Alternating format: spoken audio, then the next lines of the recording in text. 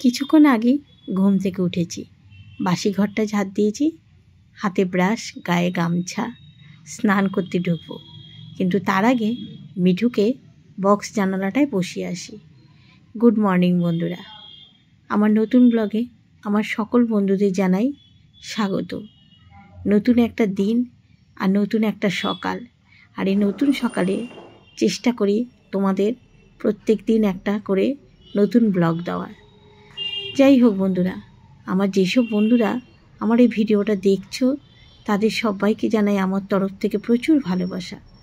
স্নান দেখো আমার হয়ে গেছে, আর এত সকাল সকাল স্নান করলাম বিশেষ কারণে। এক্ষুনি বুঝতে পারবে কী কারণে। গতকাল তো তোমাদের আমি বলেছিলাম যে সকালে স্নান করে পুজোটা দিয়ে নিলে তারপরে বেলাতে অন্যান্য কাজগুলো করতে সুবিধা। কিন্তু আজকে বিশেষ কারণটা, মা লক্ষ্মীকে যখন পরিষ্কার করছি, এবার নিশ্চয়ই বুঝতে পারছ বৃহস্পতিবারে তো আমাদের গৃহবধূদের কাজের শেষ নেই। মাকে পরিষ্কার করব। ঠাকুর ঘরের সিঙ্কটা এখনও ঠিকঠাক করে ওঠা হয়নি, তা মাকে পরিষ্কার করার আগে ভাবলাম ঠাকুর ঘরটা একটু মুছে নিই। ঠাকুরের বাসনটা পরে ধোবো, আগে মাকে পরিষ্কার করব, তারপর ঠাকুরের বাসন। মাকে পরিষ্কার করছি, আর বলে না মানুষে তো শেখার শেষ নেই। আগে মায়ের শরীরে পুরো বস্ত্র সরিয়ে আমি পরিষ্কার করতাম, কিন্তু আসামে শিলচরে আমার এক বোন থাকে, সে বলেছে দিদিভাই যখনই মা লক্ষ্মীকে পরিষ্কার করো, যাই করো, একটা লজ্জা বস্ত্র দিয়ে নেবে। তারপর থেকে আমি তাই করি। কোনো সময় মায়ের পুরো সমস্ত কাপড় আমি সরাই না। এখন দেখো এই যে গামছা জড়িয়ে মায়ের আইব্রোটা একটু এঁকে দিচ্ছি, আর ঘাগরাও এই ঘরে নিয়ে এসেছি। গয়নাগুলো ঠাকুর ঘরে নিয়ে গিয়ে পরাবো। এই যে মায়ের একদম ঘাগরা ঠাগরা পরে রেডি হয়ে গেল।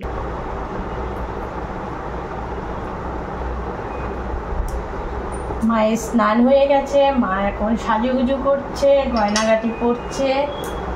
মায়ের জবাটা, এই পদ্মটা কোথায়?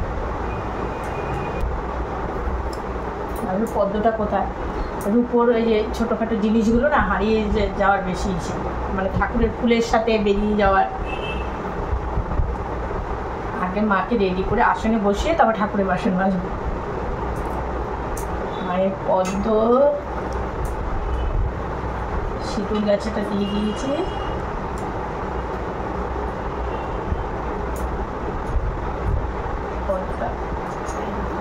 পদ্ম, এই যে শাখা কলা,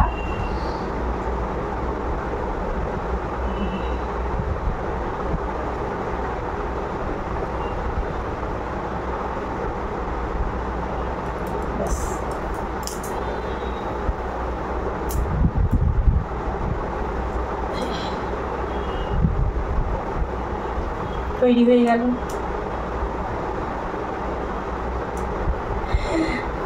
এবার আসনে বসিয়ে দিয়ে ঠাকুরের বাসনগুলো মাজবো। আজকে সকালে উঠেই ভাবছি যে স্নান করে আজকে ঠাকুর ঘর আগে যাব, ঠাকুর ঘরে কাজ সেরে তারপর সব কাজ করবো। ঘরের তো সব কাজ পড়ে রয়েছে। মাঝে মনে পুজো দিতে দিতে আবার এক সময় কর্তামশাইকে গিয়ে চাটা করে দিয়ে আসতে হবে। চলো বসিয়ে দিই আসনে, জায়গা মতো বসিয়ে দিলাম।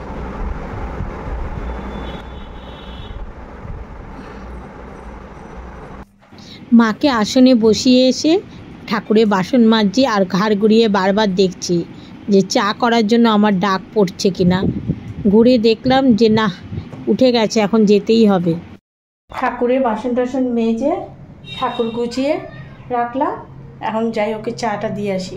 উঠে ওর ব্রাশ করা হয়ে গেছে, চা দিয়ে এসে তারপর নিচে ফুল আনা রয়েছে, ফুল এনে তারপর পুজো দিতে বলবো। তাও 1 ঘন্টা তো লাগবে পুজো দিতে। গিয়ে ওকে চাটা করে দিয়ে আসি। শ্বশুর বাবা আর শাশুড়ি মা দুজনেই বাজারে একটু গেছে দরকার। 3 দিন 4 দিন ধরে তো বাজারে যায়নি, আর আজকে সকাল 10টায় ডাক্তার দেখানোর কথা, রিপোর্ট দেবে। তার জন্য মানে এরা সকালবেলাই গেছে, একটু দরকারে গেছে। ব্যবসার ব্যাপার না, দোকান খুলবে না, ওখানে থেকে 10টার সময় চলে আসবে। তাই চা আমাদের ওকে একাই দেবো এখন। যাই নিচে গিয়ে ফুলটা নিয়ে আসি আর পামটাও ছেড়ে দিই। জলের ড্রাম তো খালি। বাচ্চা। পাম্পটা ছেড়ে দিয়ে গেলাম, একটু খেয়াল করো।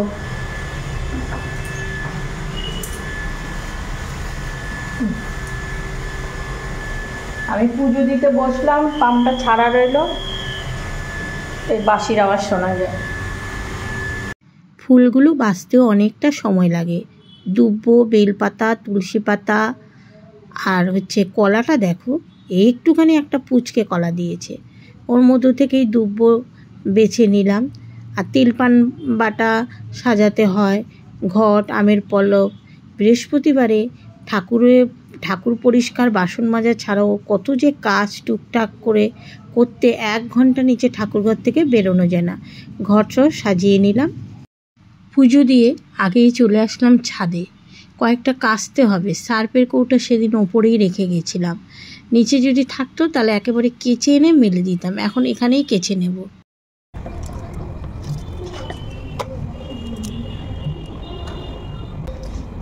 সকালে যদি কাচতে যেতাম ঠাকুর ঘরে ঢুকতে দেরি হতো, কিন্তু ওই জন্যই তো আগে পুজোটা দিয়ে নিলাম। এবার আস্তে ধীরে এই কাজগুলো সকালে করলে আবার এতক্ষণে জল ঝরে যেত, কিন্তু কিছু করার নেই। ঠাকুর ঘরে আসল কাজটা, বড় কাজটা তো হলো বৃহস্পতিবারে। চুলের দেখো এখনো গামছা খুলতে পারিনি, এগুলো কেচে দিয়ে তারপরে ঘর ঠর মোছা, বিছানা তোলা সব বাকি।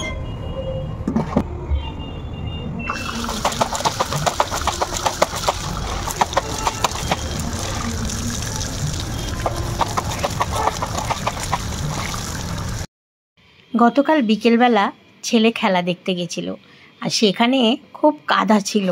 কালো প্যান্ট পরে গেছে না, পুরো কাদায় কি অবস্থা হয়েছিল। তা বিকেলবেলা এসে গেছিল, তখন আর ধুয়ে দিইনি, এই আজকে সকালবেলা ধুয়ে দিলাম। ঘরের জানালাগুলো সেদিন খুলে রেখে গেছিলাম, দেখো আবার বৃষ্টি আসবে গো। যাক, পাতলা পাতলা গেঞ্জি একটু হাওয়া দিলেই শুকিয়ে যাবে। চাদরটা হাওয়াতে, জানলা খোলা ছিল না, হাওয়াতে কুচকে রয়েছে। গতকালের বালিশের ওয়ারঠর ধুয়ে দিয়েছিলাম, এই রুমে ছিল। যাই এবার গিয়ে আমার বাবু সোনাকে জিজ্ঞাসা করি কী টিফিন করবে।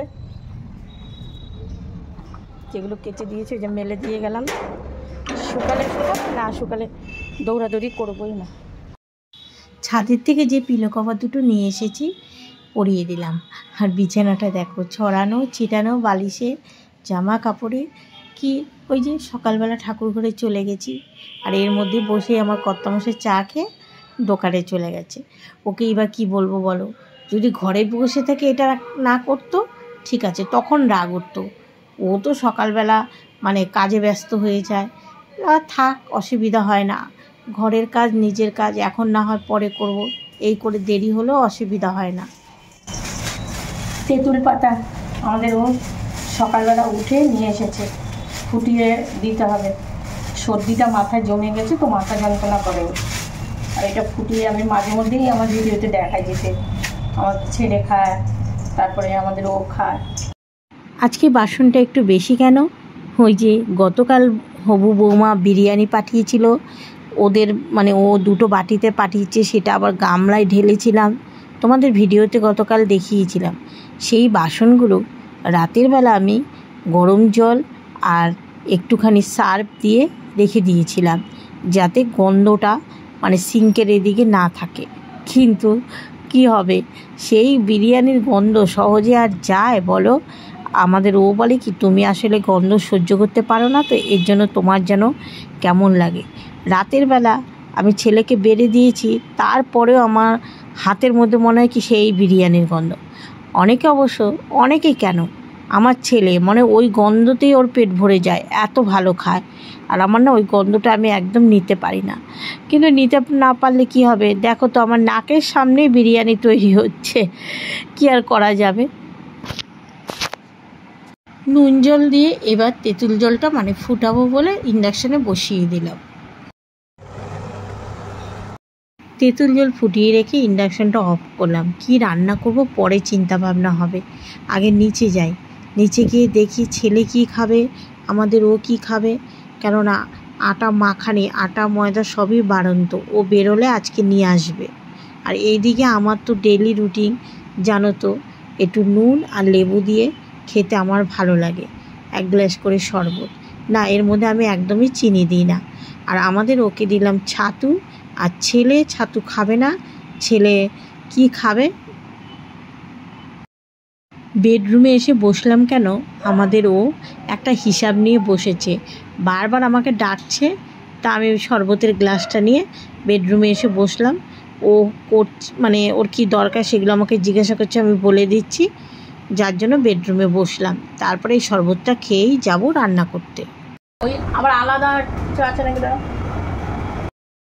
আমাদের ও তো ছাতু খেলো, ছেলে যে চাবি নিয়ে যাচ্ছে। আর কি খাবার যদি ওর পছন্দের কিছু খায়। বাবা ব্যাগে দিচ্ছি চাবি। এই দেখো রান্না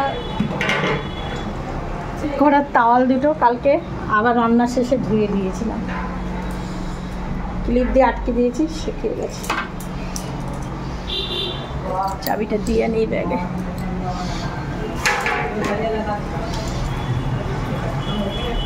কি রান্না করব সেটাই ভাবছি।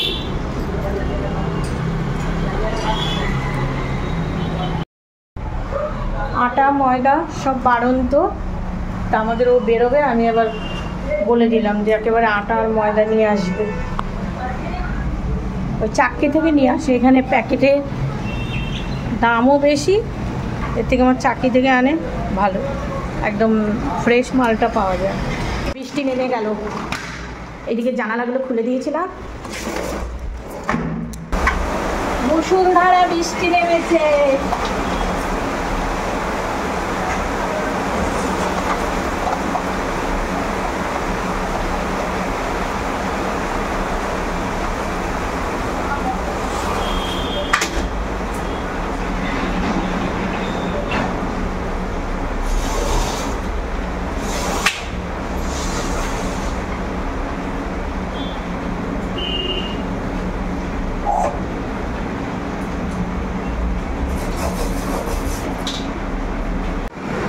ছেলেটা আমার খাবার আনতে যাবে বলে বাইকের চাবিটা নিল গো, আর এমন বৃষ্টি নেমেছে দেখো।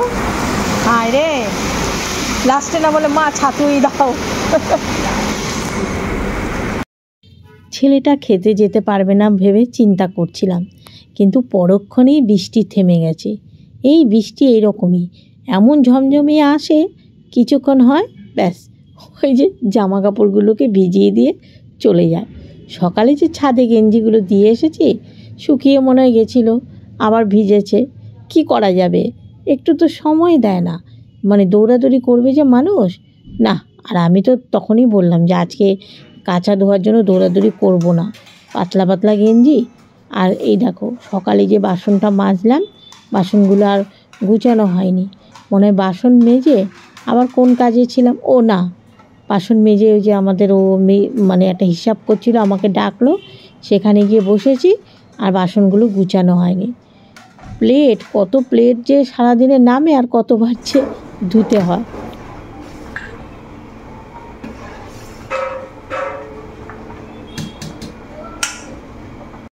কি খেলি? দোকানটা খুলেছে, তাহলে তোর শান্তি হয়েছে। দোকানটা বন্ধ না, না ওর মনে কোথাও বেড়াতে গেছিল, ওই যে খাবারে ছোলে বাটনের দোকানটা মাঝে বন্ধ হয়ে গেছে। হয়ে গেছে, ডাক্তার দেখানো?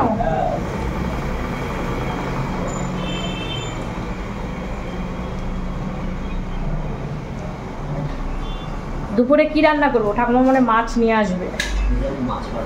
হ্যাঁ, তাহলে মাছটা নিয়ে চলে আসছি ঠাকুমার হাত থেকে। ওই যে বাবা মা ডাক্তার দেখিয়ে আসছে, হয়ে গেছে ডাক্তার দেখানো, ওষুধ কিনছে, আর মাছও সাথে করে নিয়ে এসছে। তা ওই ছেলে টিফিন করতে গেছিলো, দেখতে পেয়েছে, মা বাবা মনে রিক্সায় আসছে। ও যদি মাছটা আগে নিয়ে আসতো আমি বসিয়ে দিতে পারতাম, ওই তো এরকম। অন্য কিছু হলে আনতো, মাছ না, এমনি তো যা পিটপিটে। রান্নাঘরে এসে সবজি টবজি সব বের করে দেখছি কি করা যায়। আর মা কি মাছ কিনেছে না কিনেছে সেটাও ফোন করে জিজ্ঞাসা করতে কেমন লাগে, তাই না? ডাক্তারখানায় নিয়ে গেছে বাবাকে, তা আমি ভাবছি কী রান্না করব সেটা ভাবছি। তারপরেই চলে এসেছিলো, আর এইদিকে এই যে পেঁপেটা ছিল অর্ধেক, সেটাও কেটে নিলাম, সেদ্ধ দেবো। চালটা বের করে নিলাম, ডাল, পটলগুলো বের করেছিলাম কিন্তু না, আর পটলগুলো কিছু করলাম না, আবার পোটলা বেঁধে পটলগুলোকে ভরে রেখে দিলাম। মাছ আনার পর ভাবলাম যে না, পটল করলে সেগুলো আবার থেকে যাবে, রাত্রে তো রুটি আর একবেলা এই খাওয়া দাওয়া যা হয় এই দিয়েই হয়ে যাবে। আর ওই যে বৃহস্পতিবার না, সকালবেলা দেখো ঠাকুর ঘরে কতটা সময় গেল, তাও তো আজকে বাঁচোয়া টিফিনটা করতে হয়নি, মানে ছাতুতেই কাজ হয়ে গেছে। ধনে পাতা মানে একটু ছিল, এইটুকু রেখে দিয়েছি, একটু বেসন গোলা ছিল, সেই যে সেদিন ছেলেকে বেগুনি করে দিয়েছি বাটিতে ছিল, তার মধ্যে ধনে পাতাগুলো দিয়ে একটু বড়া করে নিলাম। পেঁপেটাও সেদ্ধ করে নিয়েছি, আর এদিকে বড়াটা হয়ে যায়। এই যে ছেলের পাবদা মাছ, অনেক দিন পর ছেলের জন্য পাবদা মাছ আনা হলো। আর আমাদের গাংমোরলা মাছ, দেখো কি গরম। গাংমোরলার মাছটা না মাথাগুলো ফেলা হয়নি, আমি আবার বটি দিয়ে কেটে মাথাগুলো ফেলে দিলাম। কাজ বাড়লো, মাছের মাথাগুলো এখন ফেলতে হবে। পেঁপে সেদ্ধ হয়ে গেছে, পাবদা মাছ দেব কড়াইতে, দিয়েই দৌড়াতে হবে।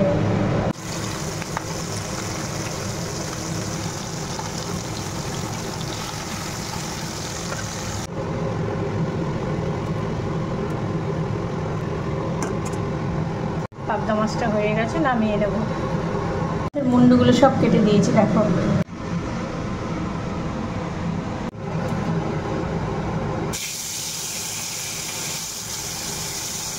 আমাদেরও এই যে বেরিয়েছিল বললাম না, আটা ময়দা দুটো প্লাস্টিকে নিয়ে আসলো, ওই যে গমকল থেকে নিয়ে এসেছে। শুধু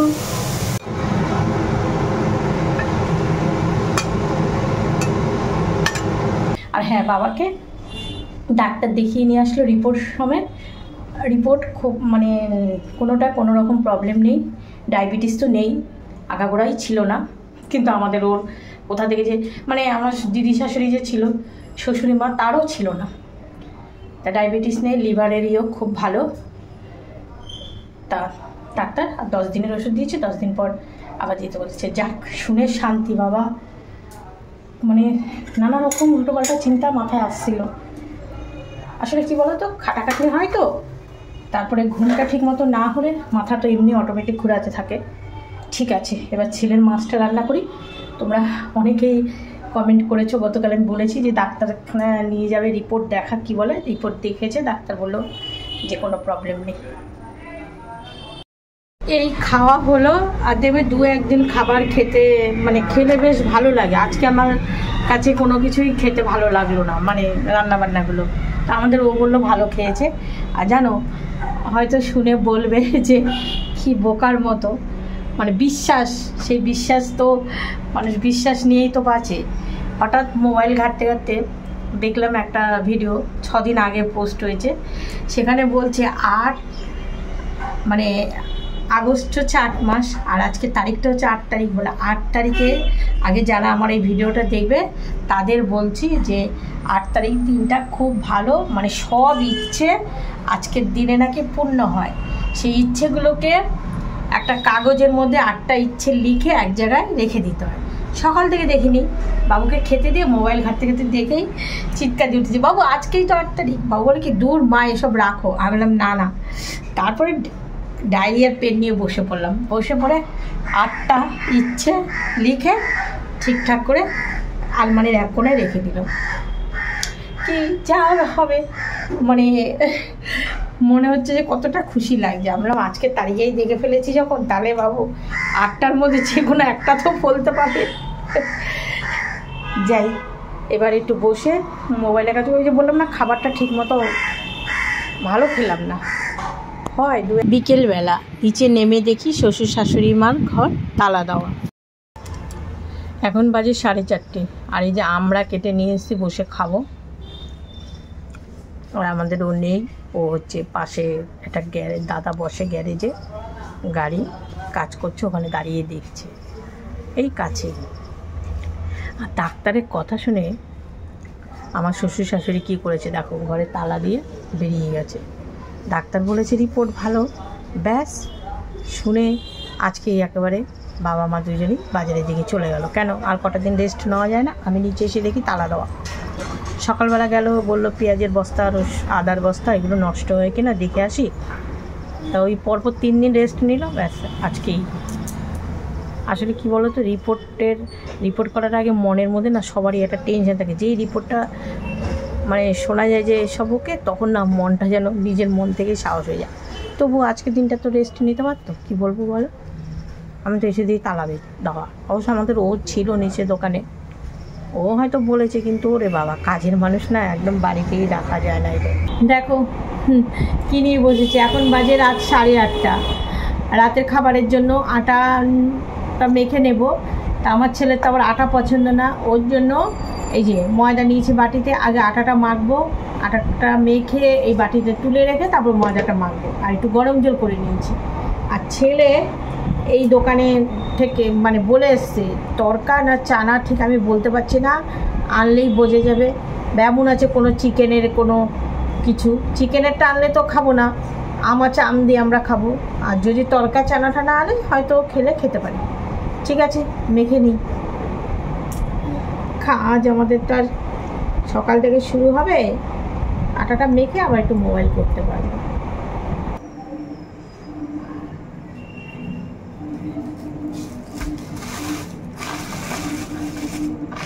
এই যে এর মধ্যে বাবা বাড়ির সামনে দোকান না, কতটা স্যালাড দিয়েছে, ছেলে নিয়ে এসেছে।